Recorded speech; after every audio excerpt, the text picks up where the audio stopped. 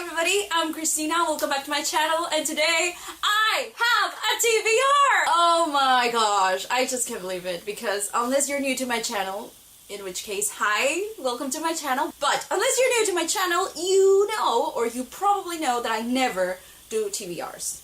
Or at least, I never do monthly TBRs. I try to have TBRs for specific readathons, but that's it. Because I'm a mood reader. I like to pick the book that I want to read in the moment that I want to read it, and TBRs stress me out. Nevertheless, I have a TBR for this month, and the only reason I'm filming this is because I did my TBR when the month started, and I decided, like, if I can stick to the first two books that I read are from this TBR, I will film an actual video talking about it, and I did! So, I already finished two books. It's currently August 9, and for me, I have been in a reading slump the whole year. I haven't read, I don't feel I have read anything, because I've been rereading favorites and just starting books and not finishing them. So for me to actually have read two books in 9 days is amazing. So I am feeling this need to read again,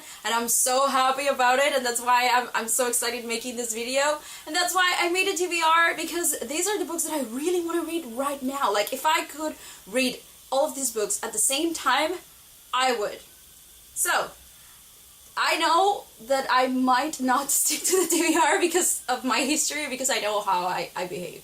But I'm gonna try to stick to it because I'm really excited about all of these books. And right now, I'm just gonna share the list with you. So I'm gonna tell you the first two books that I already finished from this TBR, and those are When Dimple Met Rishi, and there's a whole review of that book coming soon because I didn't like that book, I know. Unpopular opinion. So I'm gonna explain why I didn't like that book, and also the other book that I read and I absolutely loved was Shadow and Bone by Leigh Bardugo. And talking about Shadow and Bone, I don't know why I refused to read this trilogy. I don't know why. For so long, I kept looking at the books and I was just like, oh, I don't know, I don't want to read them.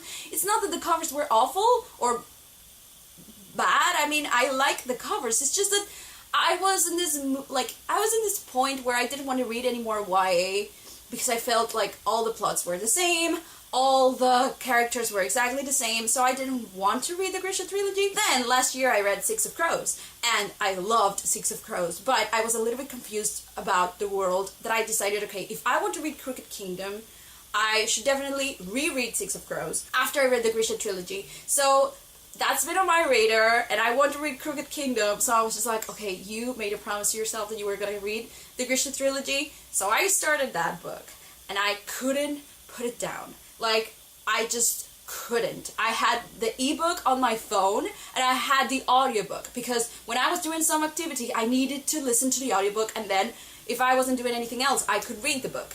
I loved it. I loved every character, Elena, the Darkling, Mal, everyone. I absolutely love this world. And it's based on Russia, like Imperial Russia, so that's very interesting as well, and I'm loving it. So, of course, if I read Shadow and Bone, the next book, Siege and Storm, is also on the TBR. For all of you who haven't read Shadow and Bone or the Grisha trilogy, though I think I'm the only one who hasn't read it, but if you haven't read it, it's about these people living in sort of an Imperial Russia, and the place where they live is called Ravka, and because of something that happened a long time ago, this place was divided in two by something called the Fold, and in this place, this place is full of darkness, and it's full of monsters, and they are trying, like, the people or the army of Ravka is trying to fight these monsters and trying to, like, reconquer that part of the world, like the Fold.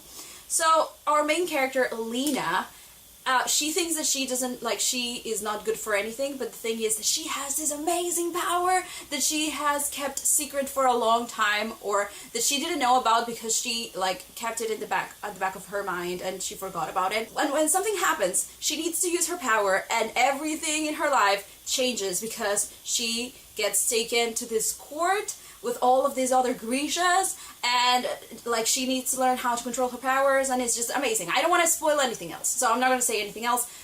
If you haven't read it, take it from someone who didn't want to read it before, go ahead and read it. It's amazing. So Station Storm is the second book of this trilogy, and I'm currently reading that one. I started yesterday. I'm so excited. Then after I read that, if I'm still loving the series, I will continue with the third book. But if I don't, I want to read Daughter of the Pirate King. This book has been on my TBR for more than a year. I started it, but then I started reading another book and I forgot about it. And if you have watched some of my videos, you know that I love pirates. So I really want to read this book. I already got it. I have it. I just have it over there ready for me to read it. I don't know much about the book, only that it's about pirates, and that the main character is the daughter of the Pirate King, and she gets herself kidnapped on purpose because she wants to get something from this other band, and that's everything that I know, and I don't want to know anything else. I'm sorry, I can't give you a better description, but you know what? When I read this type of books, I try to read the least possible about the synopsis of the book, because I want to be surprised.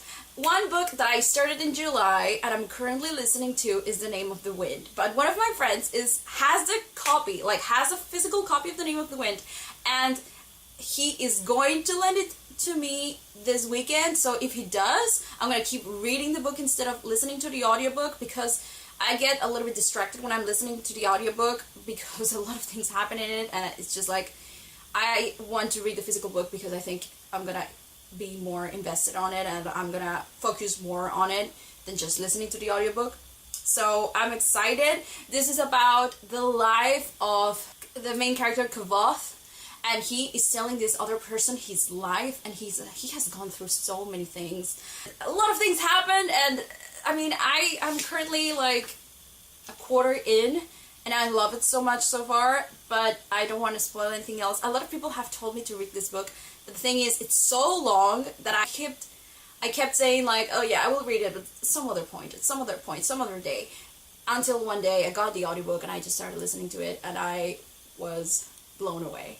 And finally, I have one more book that, because like, I don't know if I'm gonna go or I'm gonna be able to read all of these books in 1 month, but I want to have a lot of options. So there's one more book that has also been on my TBR for a while, and I'm really excited to read it, and that's Persephone, because I don't know anything about the Hades and Persephone's myth or story, and I have heard that this retelling touches on a lot of elements of the original myth and is very faithful to the original story, but in a very refreshing way, with a Persephone that is younger, and that Hades is not really like a villain, or like, I mean, apparently Hades is a cool guy, and I love Hades, based on Hercules and the movie from Disney. I know that has nothing to do with Greek mythology, I know that, but ever since then, I've had this soft spot for Hades. So whenever Hades pops in a story, I want to read that story, and that's why I want to read Persephone. So yeah,